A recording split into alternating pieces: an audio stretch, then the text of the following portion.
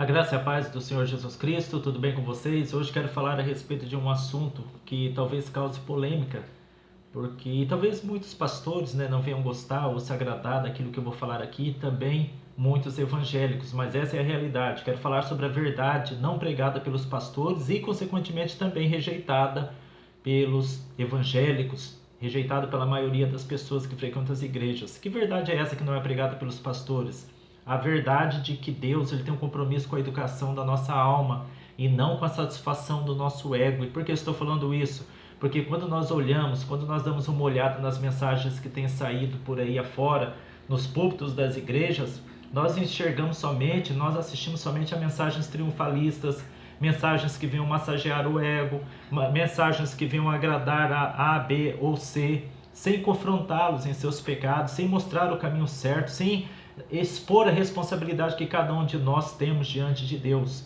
Deus ele é um Deus amoroso, Deus é um Deus misericordioso, mas ele exige de nós uma certa responsabilidade. Nós temos uma responsabilidade diante da vida e diante de Deus se nós queremos realmente nos darmos bem, se queremos realmente estar na certeza de que estamos caminhando pelo caminho da vida eterna, nós temos que abraçar essa responsabilidade e não temos, eu digo para vocês, não tem como nós fugirmos disso.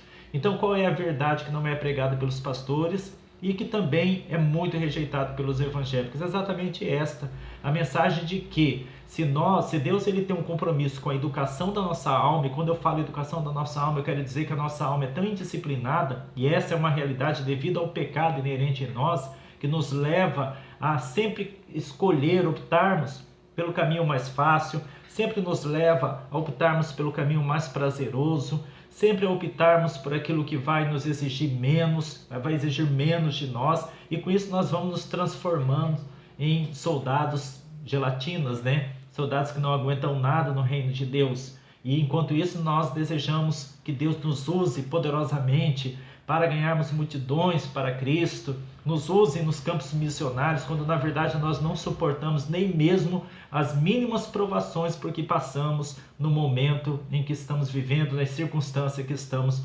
vivendo.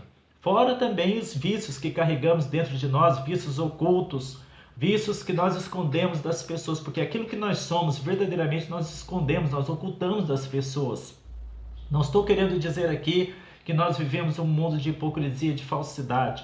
Se você é um cristão verdadeiramente nascido de novo, você vive e procura viver agora na verdade, mas isso não quer dizer que você seja perfeito. Isso não quer dizer que eu ou você não venhamos precisar de santificação. Santificação nada mais é do que a depuração do nosso caráter, o aperfeiçoamento da nossa alma e do nosso espírito. E é por isso que eu falo sobre educação da nossa alma. Deus tem um compromisso com a educação da nossa alma, tão indisciplinada, tão envolvida pelos caminhos mais fáceis da vida e caminhos, na maioria das vezes, negligentes e irresponsáveis. Então, Deus, já que Ele tem um compromisso com a educação da sua e da minha alma, então, logicamente, que Ele vai trabalhar. Ele vai trabalhar em nós. Daí o motivo de nós termos de passar por muitos e muitos desertos pela nossa vida, muitas fornalhas, muitas situações das quais nós não vamos nos agradar, mas são situações necessárias a mim, são situações necessárias a você, são situações necessárias a cada um de nós. Mas este é um tipo de mensagem que as pessoas não querem ouvir. Quando eu falo mensagem triunfalistas, que é o que mais se ouve hoje, atrás dos púlpitos das igrejas, são aquelas mensagens para que você possa compreender que afagam o teu ego, que diz que você é especial para Deus, que diz que Deus vai te abençoar grandemente, sem considerar, sem levar em consideração as mensagens desses pregadores, o fato de você estar andando muitas vezes de forma errada, ou de uma forma irresponsável na sua vida espiritual, ou seja por ignorância, ou seja voluntariamente, mas o fato é que o pregador ele não procura te mostrar o caminho certo. Os pregadores de hoje não estão preocupados em confrontar o coração das pessoas, o caminho que elas estão percorrendo, as escolhas que elas escolheram, que elas optaram na sua vida. Por quê? Porque isso acaba esvaziando as igrejas e, consequentemente, diminuindo o dízimo, as ofertas, derrubando por terra o alto padrão de muitos pastores, alto padrão financeiro que muitos pastores vivem e estão mantendo.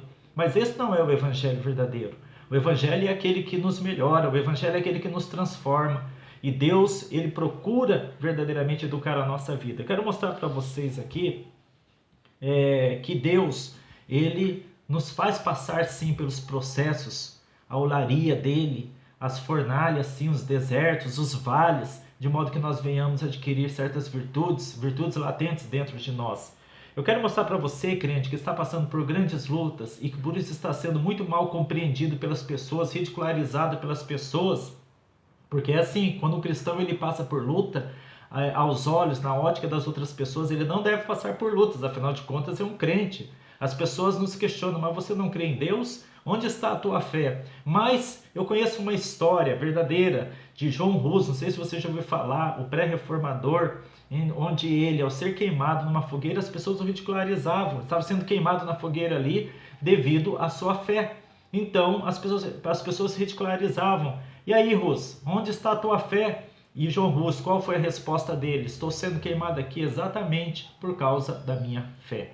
Veja, a fé não nos livra muitas vezes das provações tão necessárias à nossa vida, mas nos livra de sucumbirmos à nossa própria decadência moral, nos livra de nós verdadeiramente fracassarmos diante das provações necessárias ao nosso aprimoramento espiritual. Com Jesus não foi diferente, que é o maior de todos os exemplos. Eu vou ler aqui uma passagem em Mateus capítulo 27, do versículo 39 ao 43, do versículo 40 ao 43, onde fala assim: Jesus estava ali naquela cruz, agonizando, e então chegaram os escarnecedores e falaram assim: ó, tu que destróis o santuário e em 3 dias o reedificas, salva-te a ti mesmo, se és filho de Deus, e desce da cruz. Jesus estava ali pendurado naquela cruz. E os escarnecedores, os zombadores falaram: olha, você que disse que destrói o templo, o santuário, e em 3 dias você o reedifica. Você veja que eles não tinham nem compreendido o que Jesus estava falando. Não vou entrar nesses méritos porque não é o foco desta mensagem aqui. Jesus estava passando por uma dura prova ali para salvar a mim, salvar a você, salvar todos aqueles que creem. E por ele ter dito que ele destruiria o santuário, se referindo logicamente ao sistema religioso daquela e desta época nossa também, onde ele levantaria um novo sistema, um sistema espiritual e não um sistema humano e falho. Então eles acharam que Jesus estava se colocando como uma espécie de super-homem, né? Que destruiria literalmente as pedras do santuário, as paredes do santuário daquela época, que levaram anos para serem erigidas, para serem edificadas. Então eles começaram com ironia, olhando Jesus naquela cruz, falaram: olha, se você é o Filho de Deus, né, você que disse que derruba o santuário e em 3 dias o reedificas, o reconstrói, salva-te a ti mesmo, se és o Filho de Deus, desce da cruz, mostra o teu poder. Lá no versículo 41 fala: de igual modo os principais sacerdotes e os escribas e anciãos, escarnecendo, diziam: salvou os outros. Preste bastante atenção nessa zombaria aqui, nessas palavras de zombaria que estavam lançando contra Jesus. Salvou os outros, assim mesmo não pode salvar-se. É rei de Israel, desça da cruz e creremos nele. Olha só quantas vezes você, crente, quantas vezes você, pelo poder do Evangelho e do Espírito Santo, salvou muitas e muitas almas e agora se encontra numa situação difícil, precisando ser salvo daquela situação, mas se é uma provação de Deus, tem um tempo próprio para você ser salvo, para você ser livre daquela situação. Mas enquanto não chega esse tempo, as pessoas vão te enxergar naquela situação difícil, vão te enxergar naquela situação de preocupação, naquela situação de escassez muitas vezes, de dificuldades múltiplas, né, que nós passamos na vida. E as pessoas vão apontar o dedo. Você não está pregando salvação aí, não pregou salvação para as pessoas, não salvou muitas pessoas, agora você não é capaz de salvar-se dessa situação que você vive? É assim que as pessoas ironizam os cristãos. Mas não se deixe, crente, ser levado por essas ironias, porque o teu mestre, o nosso mestre Jesus, também passou por situações muito semelhantes. Não se deixe levar por essas zombarias. O que eles ignoram é que nós, embora tenhamos a palavra da vida eterna, embora nós venhamos pregar salvação, nem sempre nós estaremos numa posição favorável, nem sempre estaremos vivendo no mar de rosas, muito pelo contrário, às vezes estaremos vivendo no mar de espinhos, mas Deus é conosco como Deus é contigo também. Você está numa provação e Deus haverá de tirá-lo dessa provação no momento certo. Confie plenamente em Deus. Aqueles que estão sendo educados em sua alma, sendo aperfeiçoados em seu espírito, estão num processo avançado, intenso, de aprimoramento espiritual. O ímpio ri disso, mas não se deixe levar pelo sarcasmo do ímpio. Aqui no versículo 42, no 43 fala: confiou em Deus, pois venha livrá-lo agora, se de fato lhe quer bem, porque diz: eu sou filho de Deus. Em outras traduções fala: confiou em Deus, pois venha livrá-lo agora, se de fato o ama. Ora, gente, o fato de nós, cristãos, amarmos a Deus não quer dizer que Deus vai nos livrar das provações. Ele vai nos livrar do fracasso nas provações, se nós confiarmos nele. Ele vai nos livrar das tentações satânicas, procurando nos arrastar para o pecado, para o mundo, para fora da presença de Cristo. Ele vai nos livrar da destruição do mal. Mas as provações são necessárias a nós para a educação da nossa alma, e isso não é pregado dos púlpitos. Só pregam dos púlpitos aquilo que lhes convém e que agrada os egos que estão ali assistindo a pregação, ouvindo aquela pregação triunfalista, dizendo que você é uma espécie de super-homem. Uma vez que você crê em Jesus, uma vez que você se tornou um filho de Deus, você não pode mais passar por dificuldade nenhuma, porque afinal de contas, onde está a tua fé? Onde está o teu Deus? Isso não retrata a realidade do Evangelho. Este não é o verdadeiro Evangelho. Esta palavra que estou pregando para você aqui é a palavra escondida da maioria dos púlpitos. É a palavra não pregada pela maioria dos pastores e uma palavra rejeitada pela maioria dos evangélicos.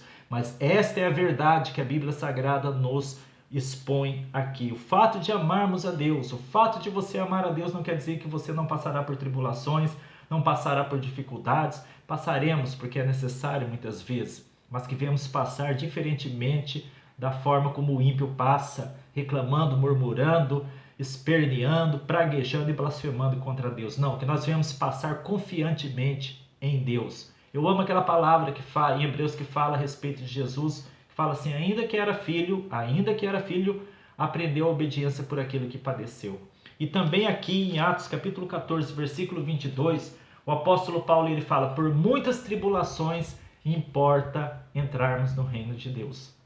Ou seja, por muitas tribulações é necessário nós entrarmos no reino de Deus, porque são as tribulações que servem como depurativo da nossa alma. Então, confie em Deus em qualquer circunstância. Não deixe que as pessoas venham afetar o teu coração com seus escárnios, com suas zombarias, pelo fato de você estar passando por dificuldades, passando por provações. Todos nós passamos por provações.